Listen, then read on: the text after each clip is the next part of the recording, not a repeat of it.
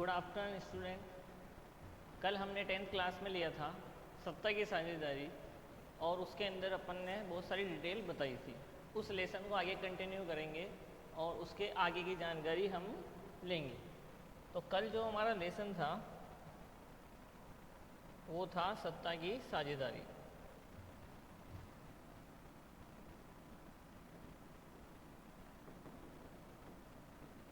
Lesson first, और lesson first का नाम है अपना सत्ता की साझेदारी।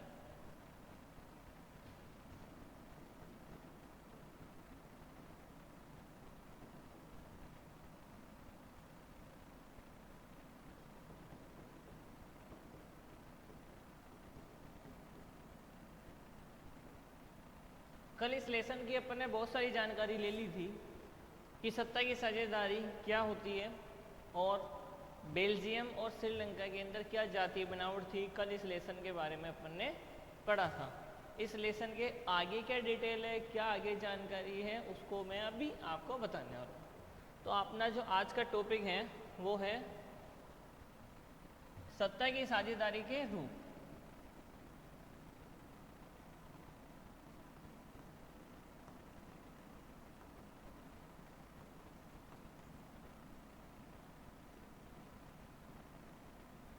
अपना जो आज का टॉपिक है वो है सत्ता की साझेदारी के रूप। तो देखो, सत्ता की साझेदारी के जो रूप है ना वो 4 रूप है।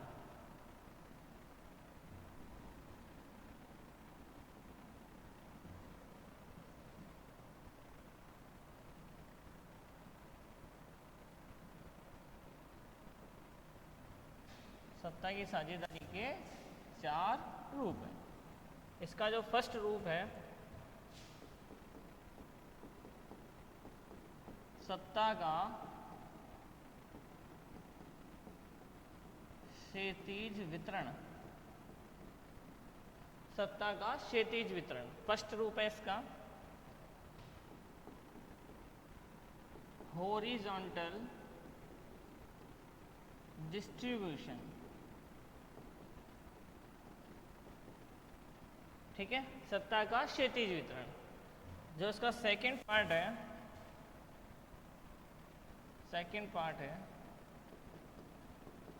सत्ता का ऊर्ध्वाधर वितरण।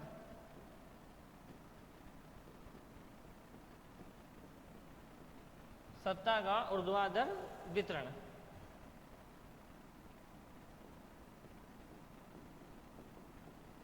वर्टिकल डिस्ट्रीब्यूशन, ठीक है। पहला जो इसका रूप है सत्ता का क्षैतिज वितरण है। दूसरा जो इसका रूप है वो है सत्ता का ऊर्ध्वाधर वितरण। और जो थर्ड इसका पार्ट है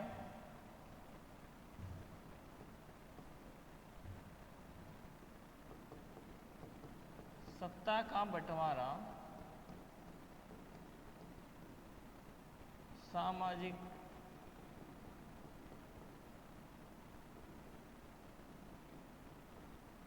धार्मिक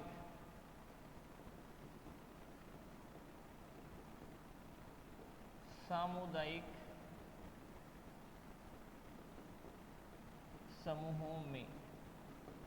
देखो, जो थर्ड फर्स्ट तो अपन ने बताया कि सत्ता का क्षैतिज वितरण, सेकंड नंबर ने बताया सत्ता का ऊर्ध्वाधर वितरण, ये सत्ता की साझेदारी के रूप है।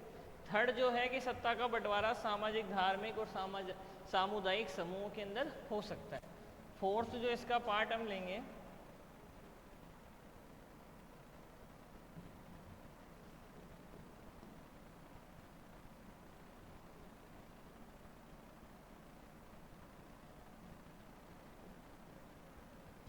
सत्ता का बंटवारा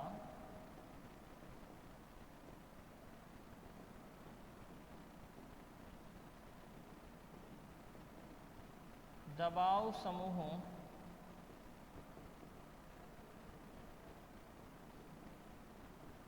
आंदोलनों में।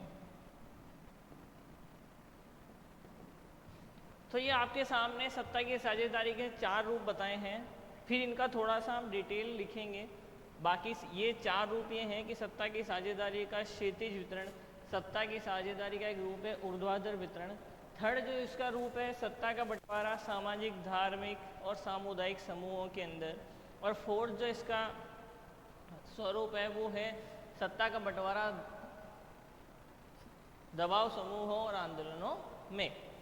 इसके बाद आगे नेक्स्ट इसका डिटेल से हम सारे लेंगे। तो इसका जो फर्स्ट पॉइंट था, सत्ता का क्षैतिज वितरण। अच्छा, इस सत्ता के जो क्षैतिज वितरण है, इसके क्षैतिज वितरण के अंदर हम इसको 3 पार्ट्स में बांटेंगे।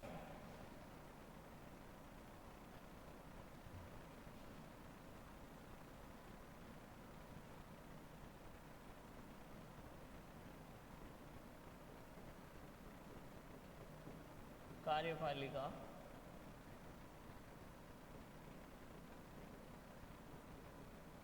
व्यवस्थापिका और थर्ड न्यायपालिका।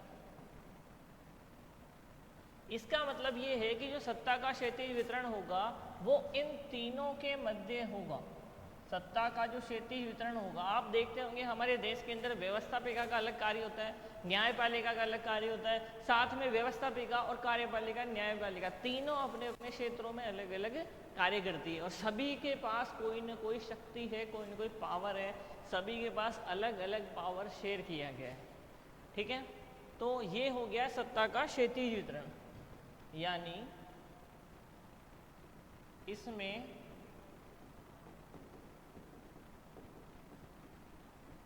सत्ता का बंटवारा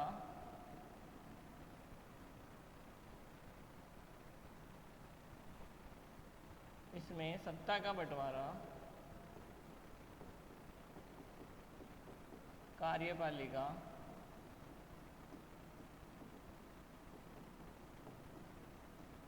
व्यवस्थापिका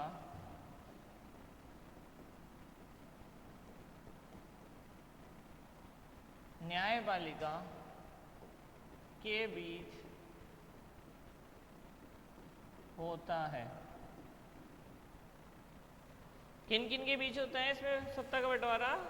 व्यवस्थापिका, कार्यपालिका और न्यायपालिका के बीच, यानी इन सभी को कुछ ना कुछ शक्तियां प्राप्त हैं। जो इसका सेकंड पार्ट है,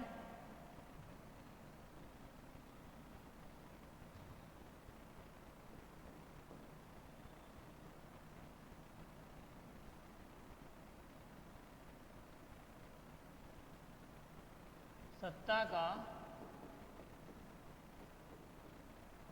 ऊर्ध्वाधर वितरण।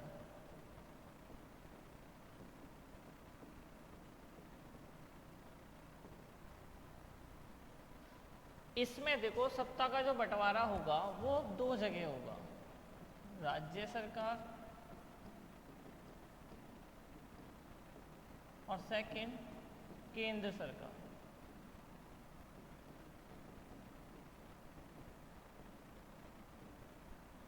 देखो अपन ने बताया था कि सत्ता का जो क्षैतिज वितरण हो रहा है वो इन 3 जगह हो रहा है, बराबर बराबर हिस्सों में।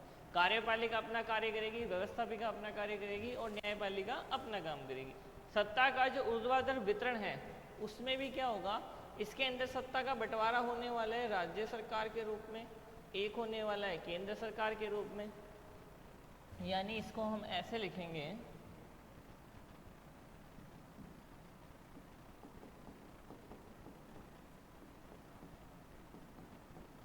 सत्ता का बंटवारा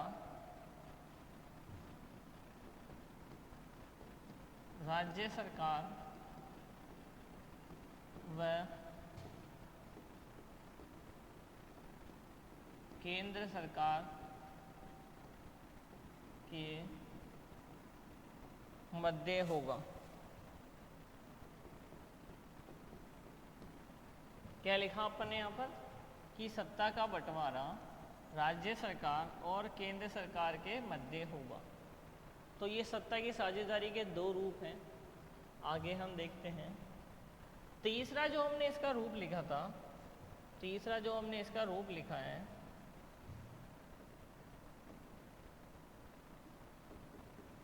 सत्ता का बंटवारा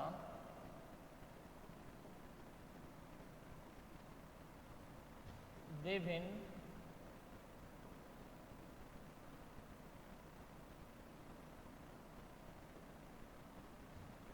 धार्मिक समूहों व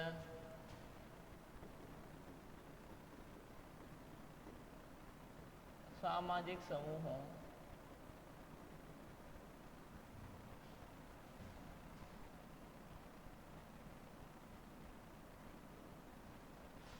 एवं सामुदायिक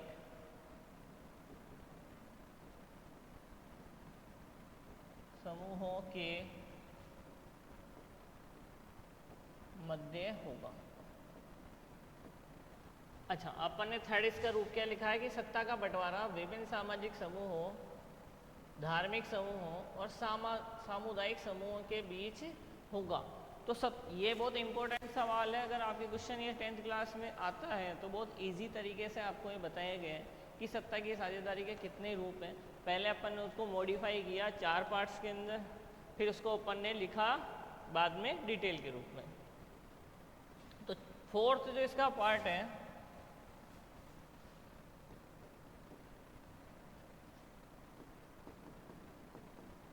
सत्ता का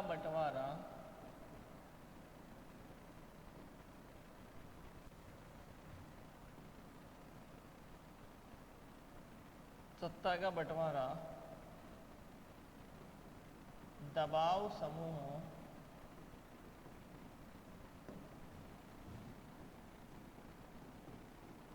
राजनीतिक दलों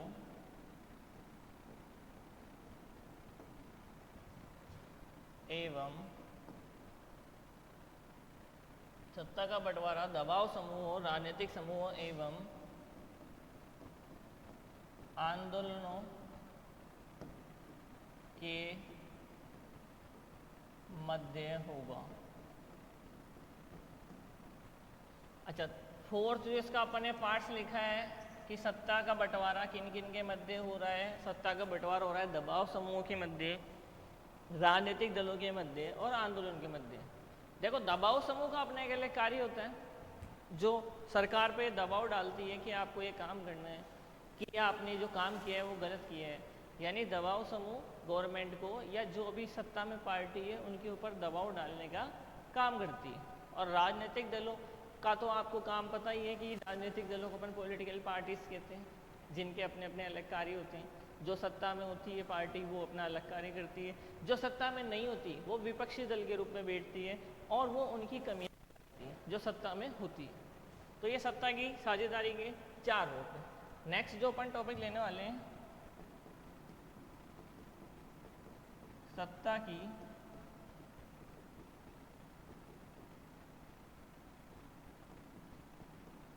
साझेदारी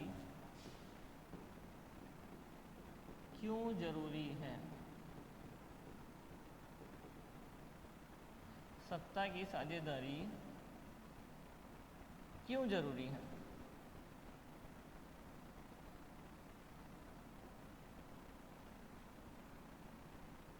हाँ, अपना जो नेक्स्ट इंपॉर्टेंट टॉपिक है इसको आप मोस्ट बता सकते हैं, इंपॉर्टेंट लिख सकते हैं आप इस टॉपिक को। इंपॉर्टेंट, सत्ता की साझेदारी क्यों जरूरी है। तो देखो, आपको बताया अपन ने शुरू में जब लेसन स्टार्ट किया था तब बताया था कि पावर शेयर होना क्यों ज़रूरी है। क्योंकि अगर एक ही जने के हाथ में सारी पावर रहेगी तो वो निरंकुश हो जाएगा और वो अपने आप को सबसे ऊपर सुपीरियर मानने लग जाएगा, वो किसी की सुनेगा नहीं और देश के अंदर वो स्थिति खराब हो जाएगी। जब कोई एक राजा बन जाता है, पहले के समय राजतंत्र हुआ करता था, इसमें राजा की ही सब कुछ मानी जाती थी, प्रजा को कुछ माना नहीं जाता था, तो वो वाला सीन क्रिएट हो सकता है। इसलिए सत्ता की साझेदारी जरूरी है।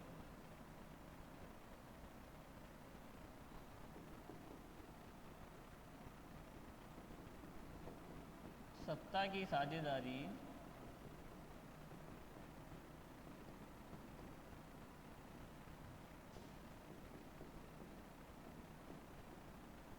लोकतंत्र की आत्मा है। Soul of democracy, power share क्या है? सोल ऑफ डेमोक्रेसी, यानी लोकतंत्र की आत्मा। किसको कहते हैं हम? सत्ता की साझेदारी, सोल ऑफ डेमोक्रेसी, यानी इसके बिना लोकतंत्र पॉसिबल ही नहीं है। पावर शेयर, लोकतंत्र का मतलब होता है लोगों का तंत्र, यानी लोगों की भागीदारी। लोगों की भागीदारी मतलब उन्होंने अपनी अपनी शक्तियाँ अलग अलग पॉलिटिकल पार्टीज को दी हैं, सत्ता की साझेदारी। दूसरा जो इसका पॉइंट है,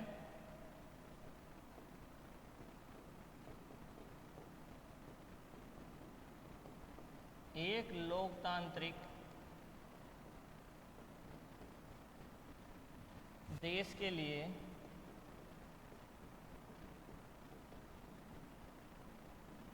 सत्ता की साझेदारी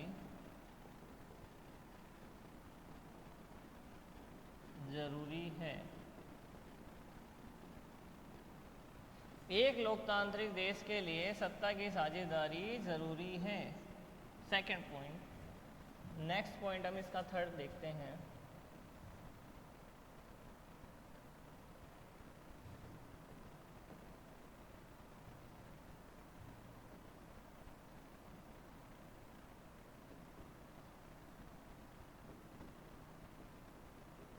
किसी भी देश का विकास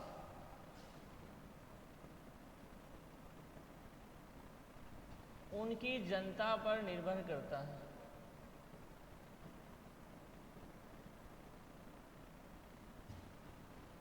किसी भी देश का विकास उनकी जनता पर निर्भर करता है। अतः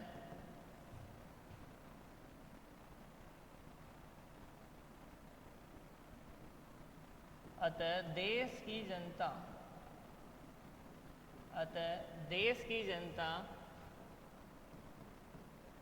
की देश की जनता का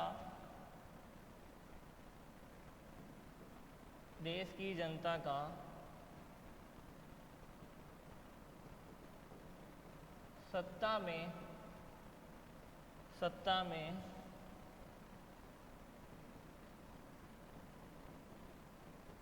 भागीदार होना जरूरी है।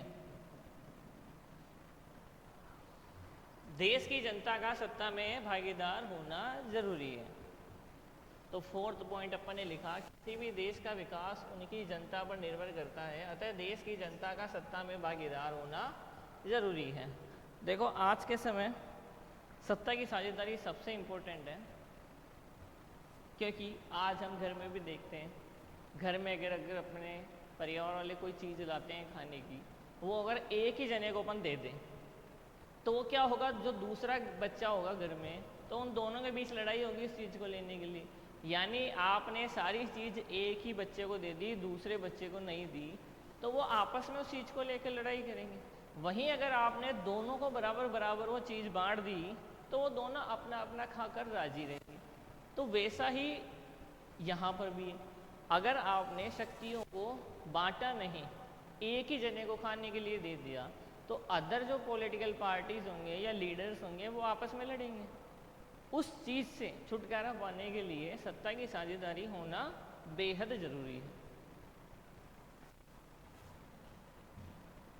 अब हम इस लेसन से कुछ रिलेटेड कुछ इंपॉर्टेंट क्वेश्चंस करते हैं।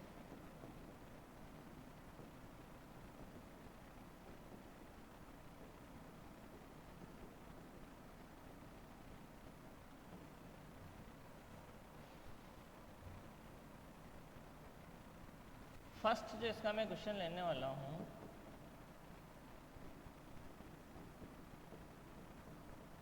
बेल्जियम किस महाद्वीप में स्थित है?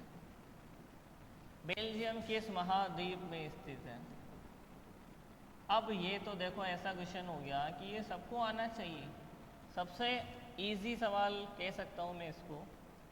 फर्स्ट जो क्वेश्चन मैं आपके बताऊँ, सबसे इजी क्वेश्चन कह सकता हूँ मैं आपसे, और ये परीक्षा में आपसे पूछा जा सकता है कि बेल्जियम किस महाद्वीप में स्थित है? आपको इसका आंसर याद आना चाहिए, यूरोप महाद्वीप।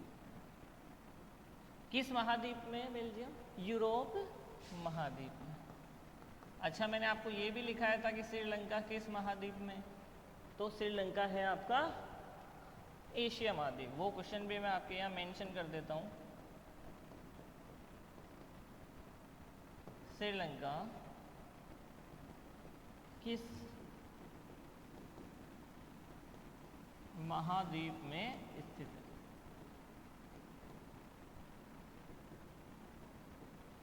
देखो, फर्स्ट जो अपना क्वेश्चन था कि बेल्जियम किस महाद्वीप में स्थित है, सेकंड अपन पूछ रहे हैं श्रीलंका किस महाद्वीप में। फर्स्ट का आंसर आपके सामने अपन ने क्या लिखा था कि यूरोप महाद्वीप में। इसका आंसर होगा, देखो श्रीलंका इंडिया से जस्ट नीचे, तो इसका आंसर है एशिया महाद्वीप।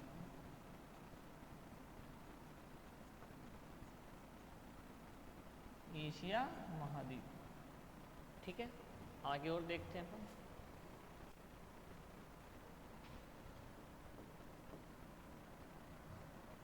थर्ड जो इसका क्वेश्चन मैं लेने वाला हूं,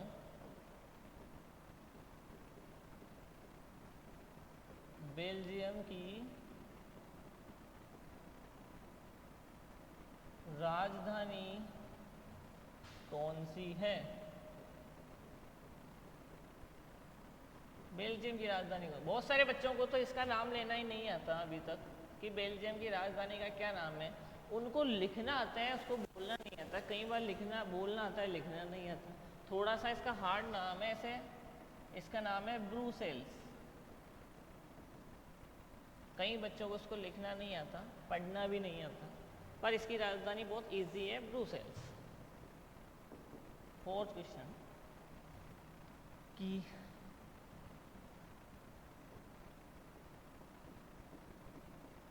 बेल्जियम के पड़ोसी देश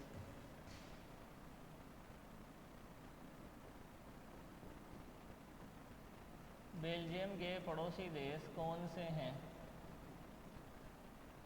बेल्जियम के पड़ोसी देश कौन से हैं? तो इसका आंसर बहुत इजी सा है।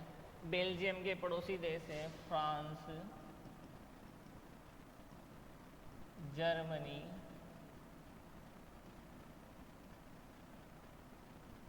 नीदरलैंड और एक और है लग्जमबर्ग। ये 4 देश आपको याद रखने हैं जो फ्रांस के पड़ोसी देश। ये देखो, ये वाला क्वेश्चन आपके 2024 में भी आया हुआ है यहाँ से। नेक्स्ट अपन क्वेश्चन देखते हैं।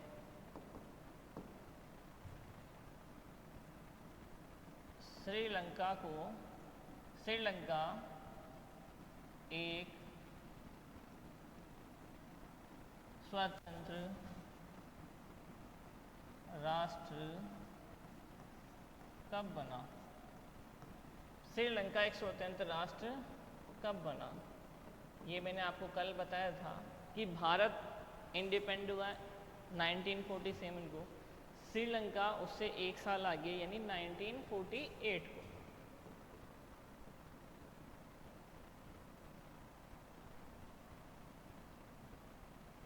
नेक्स्ट देखिए,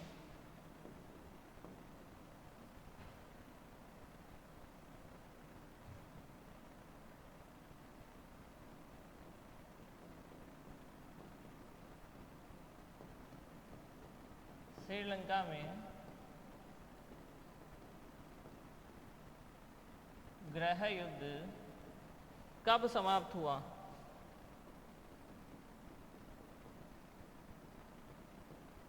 श्रीलंका में गृह युद्ध कब समाप्त हुआ?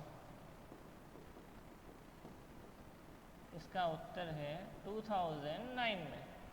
श्रीलंका में गृह युद्ध कब समाप्त हुआ? 2009 में। नेक्स्ट क्वेश्चन,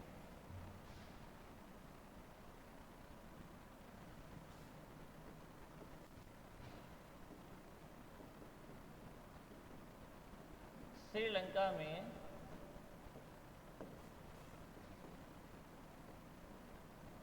किस जाति के लोग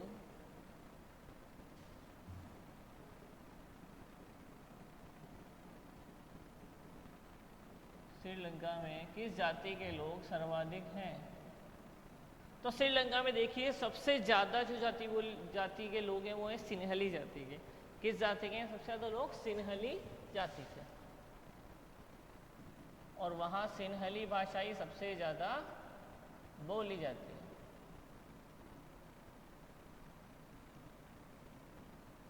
सिन्हली जाति के 74% लोग हैं श्रीलंका में। नेक्स्ट क्वेश्चन देखिए,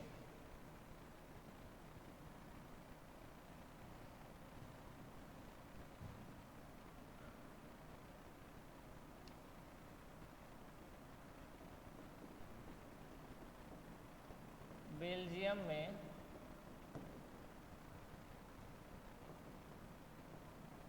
सबसे ज़्यादा कौन सी भाषा बोली जाती है? बेल्जियम में सबसे ज़्यादा कौन सी भाषा बोली जाती है?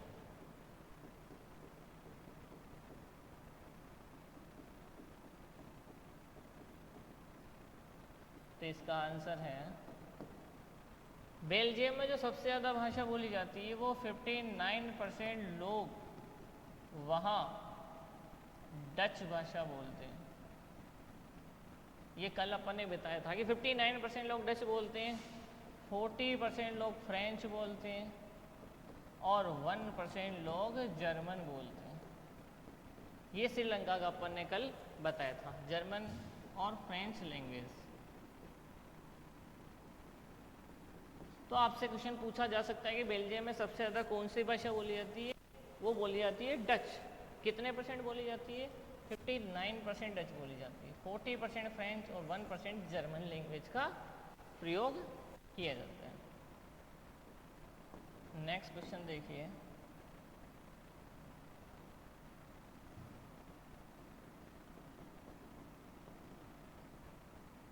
श्रीलंका में कितने % लोग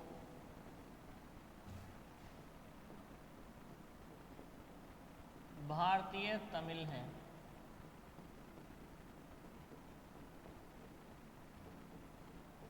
देखो श्रीलंका के अंदर है ना 18% तमिल लोग रहते हैं, पर उसमें कुछ श्रीलंका के हैं कुछ भारत के हैं। श्रीलंका में 18% लोग तमिल हैं, इसमें 13% तो श्रीलंका के तमिल,